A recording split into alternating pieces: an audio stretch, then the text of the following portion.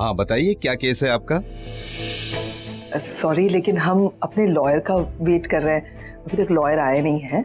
देखिए, हमारे पास ज्यादा वक्त नहीं है। नहीं, मैं समझ सकती हूँ सर, लेकिन बस आते ही होंगे हमारे लॉयर। 5 मिनट दे दीजिए, फिर डोंट माइंड। अब लॉयर की फ्लाइट मिस हो गई है। लॉयर की फ्लाइट मिस हो गई, वो नहीं आ रहा है, so we don't have a lawyer. शुरू करें? सर सॉरी, लेकिन हमारे पास इस वक्त लॉयर नहीं है। मैं हूं इनकी लॉयर।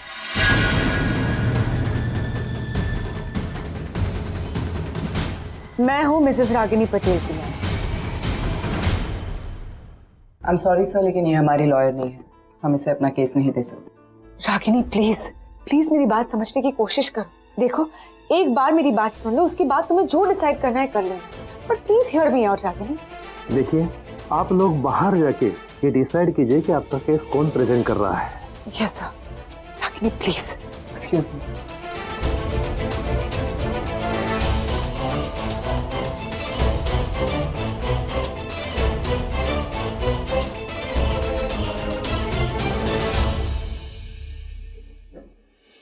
रागिनी, मैं जानती हूँ मैंने जो कुछ भी किया उसके लिए तो मुझे कभी माफ नहीं करोगी, क्योंकि मैं माफी के लायक ही नहीं। नो दैट रागिनी, माफी तो गलतियों की होती है, गुनाहों की नहीं। लेकिन रागिनी, हर इंसान को एक दूसरा मौका तो मिलना चाहिए ना, जहाँ वो अपने आप को सुधार सके। रागिनी, मैंने आज तक जो कुछ भी किया सब कुछ गलत किया है। आज पहली बार रागिनी मैं कुछ सही करना चाहती हूँ, so please let me do that. Please मुझे अपने गुनाहों का पश्चाताप करने दो रागिनी, प्लीज। निवेदिता प्लीज, तुम्हें ये सब कहने की जरूरत नहीं है, लेकिन ऑनेस्टली मैं तुमसे कोई मदद नहीं लेना चाहती। देखो, मैं जानती हूँ तुमने आज तक जो भी किया है नचिकेत को पाने के लिए किया है। तुम उससे प्यार करती हो और प्यार में इंसान अंधा हो जाता है, सही और गलत में फर्क नजर ही नहीं आता उसे। इसलिए तुमने आज तक जो भी किया, मुझे कभी तुम पर गुस्सा नहीं आया। इनफैक्ट मुझे तो कभी कभी तुम्हारे लिए बुरा लगता था, लेकिन उस दिन इंटरव्यू में तुमने जो भी किया वो ठीक नहीं था। शायद उसे मैं कभी भुला नहीं पाऊंगी। देखो रागिनी, मैं जानती हूँ मैंने जो कुछ भी किया है उसके लिए मैं माफी के लायक हुई नहीं। In fact sorry is too small a word for that I have done. I know that Ragini, but please trust me, मैं अंदर से बहुत शर्मिंदा हूँ Ragini. Actually I am sorry. I feel so helpless Ragini कि मैं कुछ कर भी नहीं सकती। आई मीन सिर्फ बस करे सॉरी तो बोल सकती हूँ। मैं तो जीना भी नहीं चाहती थी रागिनी, वो तो डॉक्टर अमन ने मुझे सुसाइड करने से रोक। Ragini, I'm really sorry Ragini, I know I really hurt you Ragini, but ये एक मौका है मेरे पास जहाँ मैं कुछ अच्छा कर सकती हूँ Ragini. Please let me do this, please मुझे अपनी गलतियों। बस करो, और ये हाथ नीचे करो। हाथ सिर्फ भगवान के सामने जोड़े जाते हैं। तुम्हें अपनी गलती का एहसास हो गया, इसी में तुम्हारा पश्चाताप है। तुम्हें कुछ भी करने या कहने की जरूरत नहीं है निवेदिता। और रही मेरी बात, तो मैंने ना ही कभी तुमसे नफरत की थी और ना ही कभी करूंगी निवेदिता, क्योंकि शायद चाहकर भी मैं कभी किसी से नफरत कर ही नहीं सकती। यानी कि तुमने मुझे माफ कर दिया ना रागिनी? प्लीज मुझे ये केस डिफेंड करने दो तुम्हारी तरफ से, क्योंकि ये एक लास्ट चांस है मेरे पास रागिनी, जहाँ मैं सब कुछ ठीक कर सकती हूँ, तुम्हारे लिए कुछ अच्छा कर सकती हूँ। लुक, आई डोंट नो कि एंड रिजल्ट क्या होगा, but I can promise this much Ragini कि मैं अपनी तरफ से पूरी कोशिश करूँ। So please let me do this. पहले रोना बंद करो। तुम्हें अंदर जाकर केस जीतना है तो अपने आंसू पोंछो और अंदर चलो। Let's win this case. Sir, इस तरह तो सब लोग का टाइम खराब हो रहा है। ये केस वन साइडेड है सर। आपको बस सुनकर केस का फैसला सुनाना है। डिफेंस के पास तो कोई तर्क ही नहीं है। हमारे पास तर्क है। Please proceed the case. Sir, ये वही पेपर्स है जिससे साफ होता है मिसेस रागिनी पटेल ने मेरे क्लाइंट से 70 लाख रुपए का लोन उठाया है। सर, आप देख सकते हैं, इन पेपर्स पे इनकी सिग्नेचर्स हैं। इन पेपर्स पर तो पैसे लौटाने की डेट भी मेंशन्ड है, लेकिन मिस रागिनी पटेल ने पैसे लौटाने से इनकार कर दिया है। तो मेरी क्लाइंट मिसेस रागिनी पटेल एक मिडिल क्लास औरत, उनके लिए 70 लाख जैसी बड़ी रकम इतने कम समय में चुकाना पॉसिबल ही नहीं। और ये बात मिस्टर जवेरी बहुत अच्छे से जानते हैं, और इसी बात का फायदा मिस्टर जवेरी ने उठाया। जब मिसेस रागिनी पटेल ने इनसे पैसे लिए, इन्होंने अपनी मनचाही डेज पेपर पर लिख, ताकि मिसेस रागिनी पटेल समय पे पैसे लौटा ही ना पाए। जाहिर सी बात है सर, अगर 1.5 करोड़ की प्रॉपर्टी 70 लाख में किसी को मिल जाए तो किसी के भी मन में लालच आ जाए। एक और बात सर, जब भी कोई बैंक किसी को लोन देता है तो कम से कम 10 साल या 15 साल या कभी कभार उससे भी ज्यादा समय देता है लोन चुकाने के लिए। फिर मेरे क्लाइंट से इतने कम समय में इतनी बड़ी रकम चुकाने की उम्मीद क्यों रखी जाए? सर, इनके बेटे आरव ने मुझसे 7 दिन का टाइम लिया था। एक्सक्यूज मी, अभी अभी तो आपने कहा कि आपने पैसे मिसेस रागिनी पटेल को दिए हैं, फिर अब आप उनके बेटे का जिक्र क्यों कर रहे हैं? आप इनके सवाल का जवाब दीजिए। सर, हुआ ये था कि रागिनी जी पहले आई, उन्होंने मुझसे पैसे लिए। उसके बाद उनका बेटा आया, उन्होंने मुझसे और पैसे लिए, और उसके बाद उसी ने ही अपनी माँ के सिग्नेचर इन पेपर्स पर करवाए थे। और ये पेपर्स किसने बनवाए थे? ये हमारे वकील ने बनाए। आरव, क्या ये सच है? क्या तुम्ही ने रागिनी से इन पेपर्स पर साइन करवाए थे? सर, इन्होंने एक 18 साल के लड़के को अपने मन मुताबिक पेपर्स बनवा कर दिए और उसकी नादानी का फायदा भी उठा। आरव ने चोरी से अपनी माँ से इन पेपर्स पर साइन भी करवाए। इससे ये साफ हो जाता है कि मिस्टर जवेरी के मन में पहले से ही खोट था। वो मेरे क्लाइंट के घर को हथियाना चाहते थे, वरना इतने कम समय में कोई भी दिया हुआ लोन वापस कैसे मांग सकता है? सर, मेरी आपसे बस यही गुजारिश है कि इन बात के मद्देनजर ही आप अपना फैसला सुनाइए, प्लीज। जैसा कि इन पेपर्स पर मिसेज रागिनी पटेल के सिग्नेचर्स मौजूद हैं, इसका मतलब मिसेज रागिनी पटेल ने मिस्टर जवेरी से 70 लाख रुपए का लोन लिया है। लेकिन इस बात को मद्देनजर रखते हुए कि मिसेज रागिनी पटेल एक मिडिल क्लास वुमेन है, इसलिए उन्हें इस लोन की रकम को अदा करने के लिए 2 साल यानी 24 महीनों की मोहलत दी जाती है। इस पीरियड में मिसेज रागिनी पटेल ये रकम किश्तों में अदा कर सकती हैं और ये किश्त मिस्टर जवेरी उन्हें बता देंगे कि कैसे पे करना है। पर सर, ये तो गलत है ना। इन्होंने मुझसे 1 हफ्ते का वक्त लिया था, अब आप इन्हें 2 साल का वक्त दे रहे हैं। मिस्टर जवेरी, आप इस बात का शुक्र मानिए कि मैंने आपके ऊपर कोई कार्रवाई नहीं की, वरना ये बेतुका एग्रीमेंट बनाने के लिए और उसके ऊपर धोखे से सिग्नेचर लेने के लिए मैं आपके ऊपर इंक्वायरी बिठा सकता हूँ।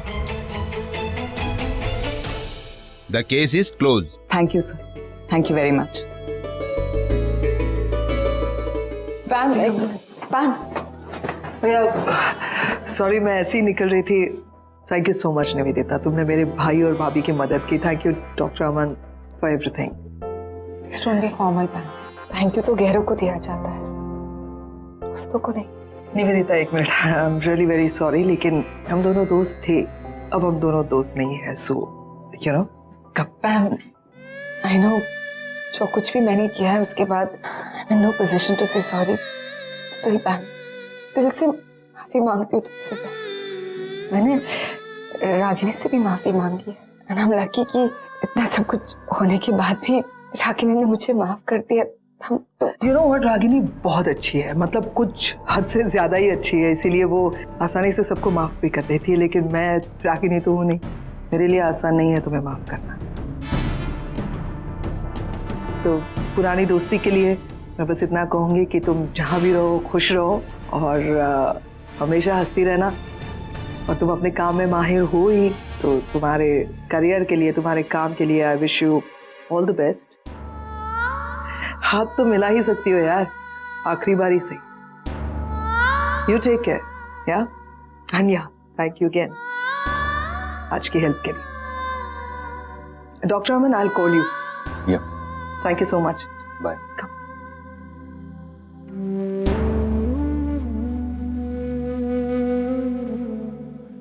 पैम अभी बहुत गुस्से में है। Just give her some time. I'm sure वो नॉर्मल हो जाएगी। पैम मेरी बेस्ट फ्रेंड थी और आज मैंने उसकी दोस्ती भी खो दी डॉक्टर अमन, हमेशा हमेशा के लिए। सच लूसा। मैं समझ सकता हूँ उनकी बातें सुनकर आपका सीना छल्ली छल्ली हो रहा होगा, लेकिन वक्त हर मर्ज की दवा है। टाइम के साथ सब कुछ ठीक हो ही जाता है। रिश्ते टूटने में टाइम नहीं लगता है, लेकिन रिश्ते जुड़ने में बहुत टाइम लग जाता है। So give us some time and have patience.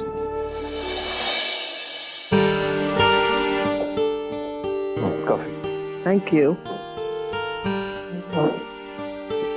बहुत बड़ी मुसीबत टली है, पता है रणधीर, प्रॉब्लम सॉल्व हो गई है मतलब जब वो मैजिस्ट्रेट ने अनाउंस किया ना कि आपको 70 लाख चुकाने के लिए 2 साल की मोहलत दी जाती है, मुझे समझ में नहीं आ रहा था हाउ डू आई रिएक्ट। कितनी बड़ी प्रॉब्लम दूर हो गई, पता है?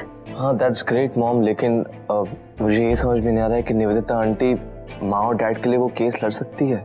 मेरे सामने तो किया उसने, अब मुझे ये तो पता नहीं है कि वो वाकई में बदल गई है या बदलने का नाटक कर रही है। निवेदिता के ऊपर तो विश्वास ही नहीं रख सकते, वो तो कुछ भी कर सकती है ना कभी भी। You can't trust. यूएस से फोन है। हेलो, या oh, is it?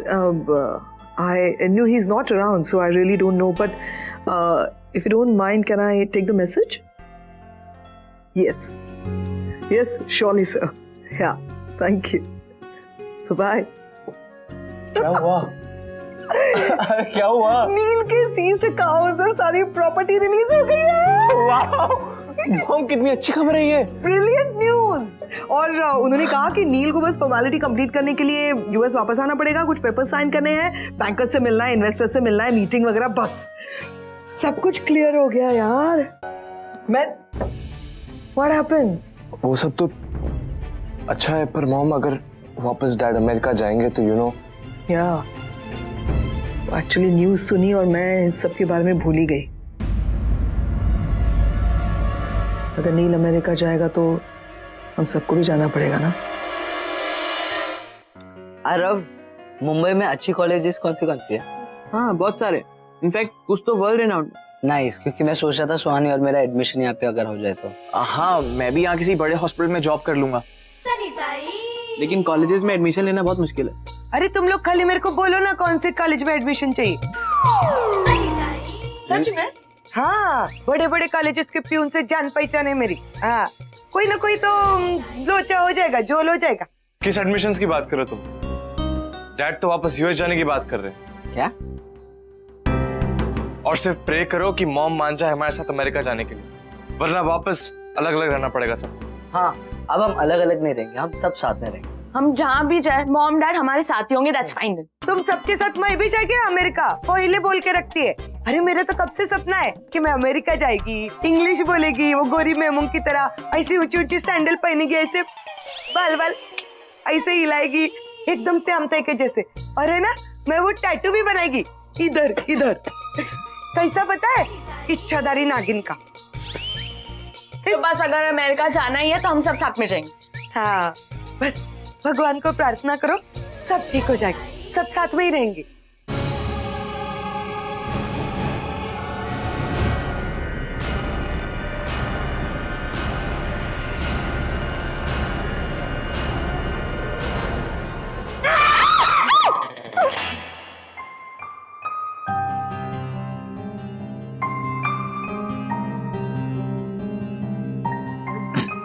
चूंकि हॉरर फिल्म है तो डरना तो लाजमी है।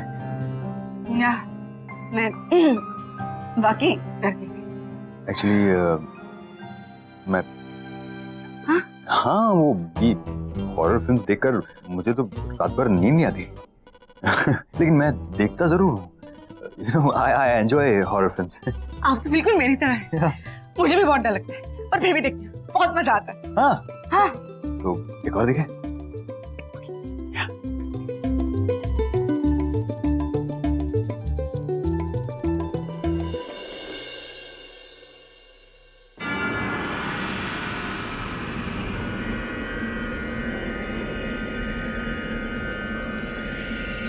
कोई नहीं है अमन, कोई नहीं है, डर मत, सो जा।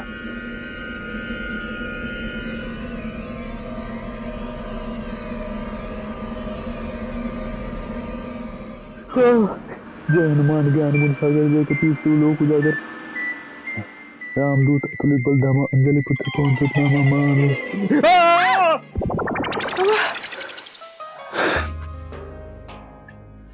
आप क्या हुआ? आप इस वक्त मेरे कमरे में? हाँ वो हमने वो मूवी देखी थी ना, तो मुझे बहुत डर लगा था डॉक्टर अमन, इसलिए मैं यहाँ आ गई।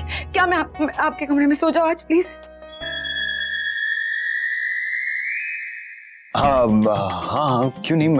आप एक काम कीजिए, आप यहाँ सो जाइए, मैं वहाँ कारपेट पे सो जाता हूँ। नहीं, ये आपका बेड है, आप यहाँ सोइए, मैं वहाँ सो जाऊंगी। नहीं नहीं, आप मेरी गेस्ट है, आप कैसे कारपेट पे सो। नहीं मैं डॉक्टर अमन, एक आइडिया है मेरे पास। क्या आइडिया? काम करते हैं, आज हम लोग सोते ही नहीं, रात भर बैठ के ना बातें करते हैं। मुझसे बेस्ट आइडिया है ना? आप कॉफी पियेंगे? यस, कॉफी पियेंगे। मैं भी बना कर, ओके ओके। कि कोई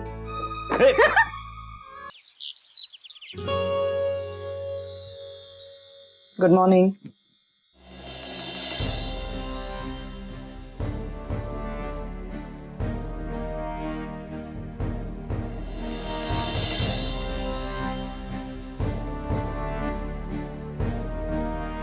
क्या बात है नचिकेत? Everything okay? हाँ, एवरीथिंग फाइन। बस मैं यही सोच रहा था कि लेकिन मुझे अमेरिका जाना पड़ेगा। पूरी तरह फंसा हुआ है ना, जब तक मैं जाऊंगा नहीं सारे एसेट्स, प्रॉपर्टीज, हॉस्पिटल सब जाकर छुड़वाना पड़ेगा मुझे खुद ही। रणबीर से नहीं होगा ये सब। मैं सोच रहा था क्यों तुम भी चलो साथ में, मतलब हम सब चलते, मम्मी को नानी को भी साथ में ले जाते।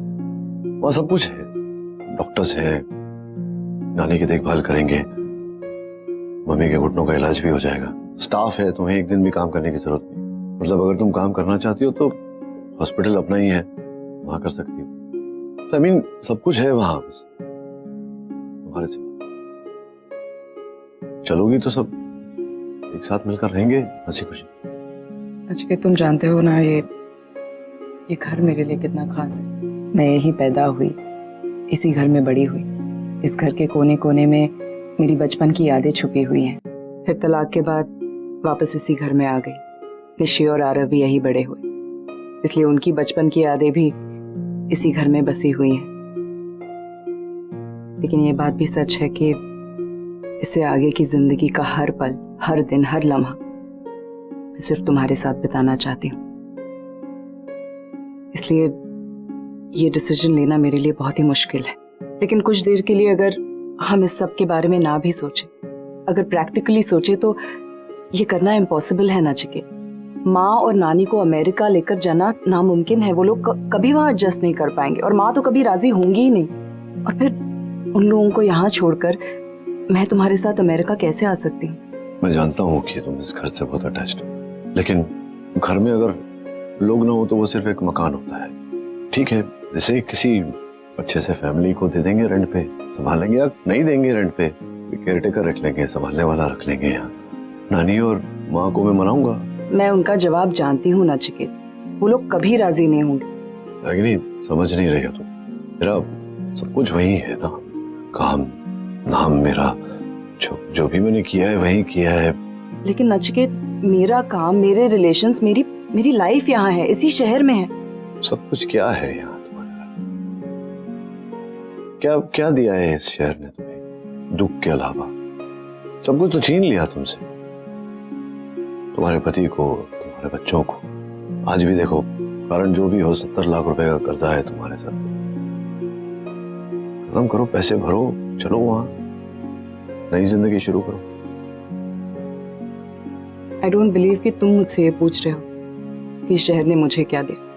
नचिकेत, तुम मुझे इसी शहर में मिले, यहीं पर हमारी शादी हुई, हमारे बच्चे हुए, और तुमसे अलग होने के बाद भी इसी शहर ने मुझे सहारा दिया है, मुझे अकेले अपने पैरों पर खड़े रहने का मौका दिया है, बच्चों को अकेले पालने की हिम्मत दी।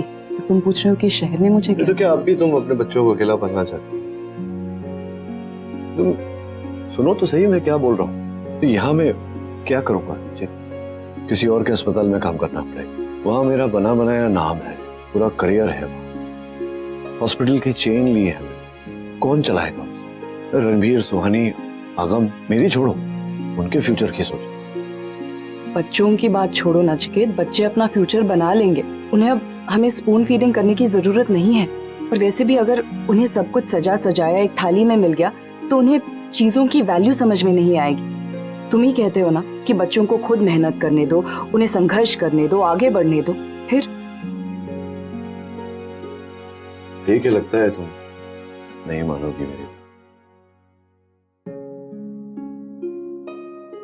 मत जाओ नचिकेत, एक बार फिर मुझे छोड़कर प्लीज मत जाओ। मैं जानता हूँ रागिनी, तुम मुझे नहीं रोकोगी,